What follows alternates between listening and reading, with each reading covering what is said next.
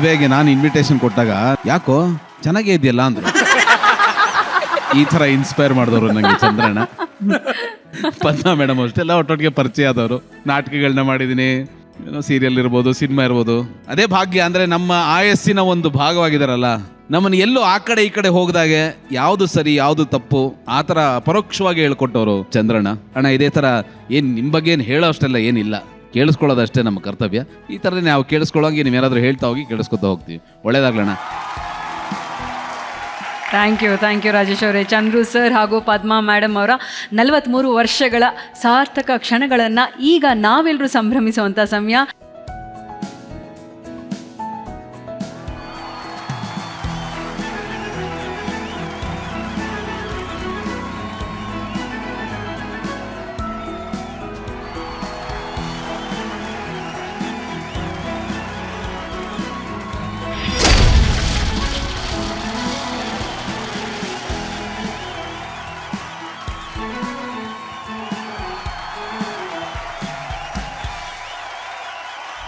Let's welcome ಜೋಡಿ number 1 gym ಜೋಡಿ ಅರುಣ್ ಹಾಗೂ ಅವರು ಶ್ರೀಮತಿ ರಜನಿ.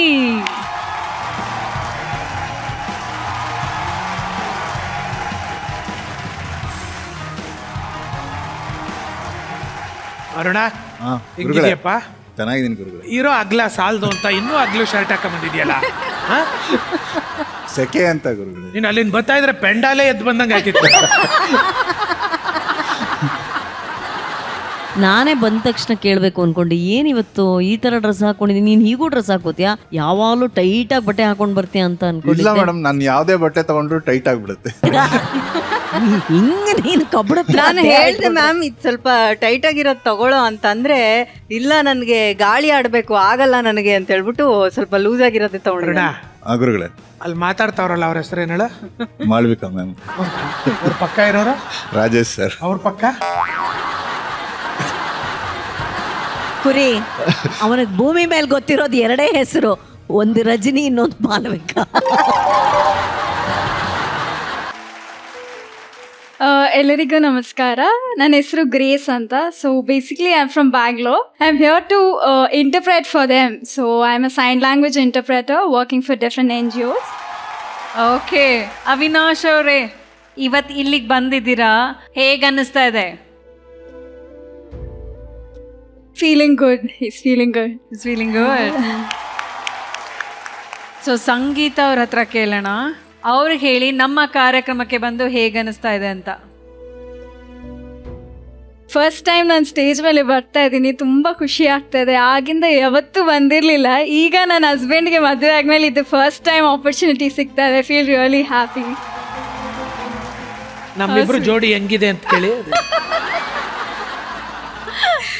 ಸೂಪರ್ ಇದೆ.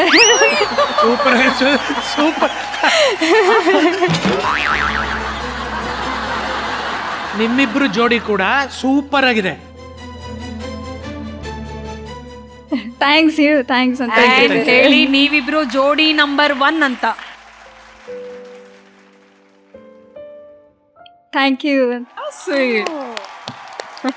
ಅವ್ರಿಗೆ ಸೈನ್ ಲ್ಯಾಂಗ್ವೇಜ್ ಅಲ್ಲಿ ಐ ಲವ್ ಯು ಅಂತ ಹೇಳಕ್ ಹೇಳಿ, ಹೆಂಗ್ ಹೇಳ್ತಾರೆ ಅಂತ.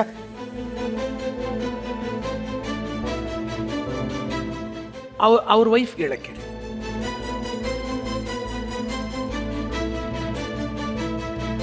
ಇವರ ಮ್ಯಾರಿಡ್ ಲೈಫ್ ಹೇಗಿದೆ? ಇವರ ಡೈಲಿ ಕಮ್ಯುನಿಕೇಶನ್ ಯಾವ ತರ ಇರುತ್ತೆ?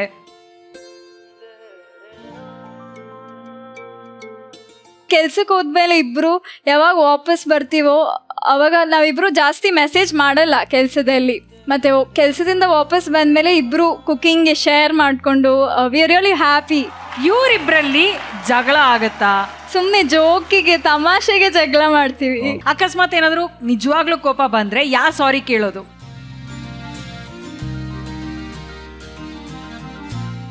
ನಾನು ಫಸ್ಟ್ ಕೇಳ್ತೀನಿ. ಈಗ ವೇದಿಕೆಗೆ ಮತ್ತಿಬ್ಬರು ವಿಶೇಷ ವ್ಯಕ್ತಿಗಳನ್ನ ನಾನು ಬರಮಾಡ್ಕೊಳ್ತಾ ಇದ್ದೀನಿ. ಜೋರಾದ ಚಪ್ಪಾಳೆಯೊಂದಿಗೆ ಸ್ವಾಗತಿಸಿ ಯೋಗೇಶ್ ಅವರು ಹಾಗೂ ಪವಿತ್ರ ಅವರು.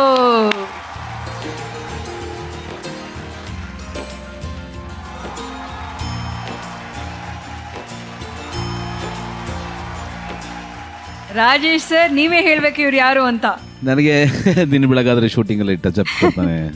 ನಾನು ಇಡೀ ದಿನ ನೋಡ್ಕೋತಾನಪ್ಪ.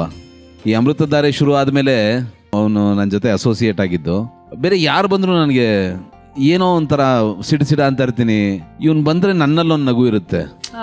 ನನಗೆ ಅವ್ನು ನೋಡಿದ್ರೆ ಅಸೂಯೆ ಆಗುತ್ತೆ. ಅವನು ಕೆಟ್ಟದ್ದೇನು ಕೇಳಿಸ್ಕೊಳಂಗಿಲ್ವಲ್ಲ ಭಗವಂತ, ಎಷ್ಟು ಚೆನ್ನಾಗಿ ಯಾರ ಬಗ್ಗೆನೂ ಏನು ಹೇಳಲ್ಲ, ನಗ್ತಾ ಇರ್ತಾನೆ. Very humane. ಭಾಳ ಖುಷಿ ಆಗುತ್ತೆ ನನಗೆ ಅವ್ನು ನೋಡಿದ್ರೆ.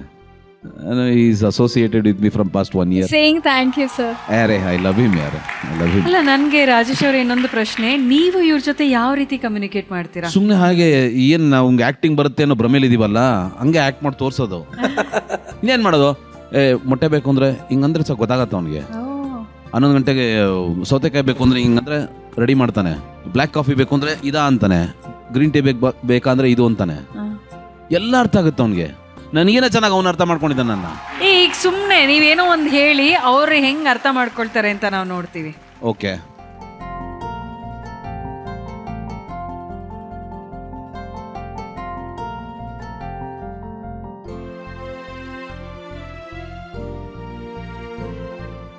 ನಮ್ಗೆ ಹೇಳಿ ಏನು ಹೇಳಿದ್ರಿ ಅಂತ. ಶೂಟಿಂಗು ನಾಳೆ ಇಲ್ಲ ಅಂದೆ, ಗೊತ್ತು ಹೋಗ್ತಾ ಇದ್ದೀನಿ ಇಂದ. ಬೇಡ ಮಳೆ ಇದೆ ಅಂದೆ, ಇಲ್ಲ ಜಾಕೆಟ್ ಹಾಕೊಂಡು ಹೋಗ್ತೀನಿ ನೋಡ್ಬರಿ ಅಂತ. ಹಿಂಗೆ ನಂಗೆ ಆ ಥರದ್ದು ಭಾಷೆನೂ ಬರಲ್ಲ. ಅಂದ್ರೆ ಅವರು ಎಷ್ಟು ಚೆನ್ನಾಗಿ ಕಮ್ಯುನಿಕೇಟ್ ಮಾಡ್ತಾ ಇದ್ರಲ್ಲ, ಅದು ಅವ್ನು ಕಲ್ತಿದ್ದಾನೋ ಇಲ್ವೋ ನಾನು ಕೇಳಕ್ಕೂ ಹೋಗಿಲ್ಲ. ಸೌಂಡೇ ಬರಲ್ಲ ನನ್ನ ಹತ್ರ ಮಾತಾಡುವಾಗ. ಅವ್ನು ಕೇಳಿಸ್ದೇ ಇದ್ರೂ ಪರವಾಗಿಲ್ಲ, ನಾನು ಅದನ್ನ ಕಲಿಯಕ್ಕೆ ಟ್ರೈ ಮಾಡ್ತಾ ಇರ್ತೀನಿ. ಭಾಳ ಅದ್ಭುತನಪ್ಪ ಅವರು. ಇದು ಹೆಂಗೆ ನನ್ಗೆ ಗೊತ್ತಾಗಲ್ಲ. ಗ್ರೇಟ್ ಅಲ್ಲ, ಗ್ರೇಟ್, ನಿಜವಾಗ್ಲೂ ಗ್ರೇಟ್. ಅವ್ರಿಗೆ ಹೇಳಿ ರಾಜೇಶ್ ಸರ್ಗೆ ಏನಾದರೂ ಹೇಳೋದಾದ್ರೆ ಏನು ಹೇಳ್ತಾರೆ ಅಂತ.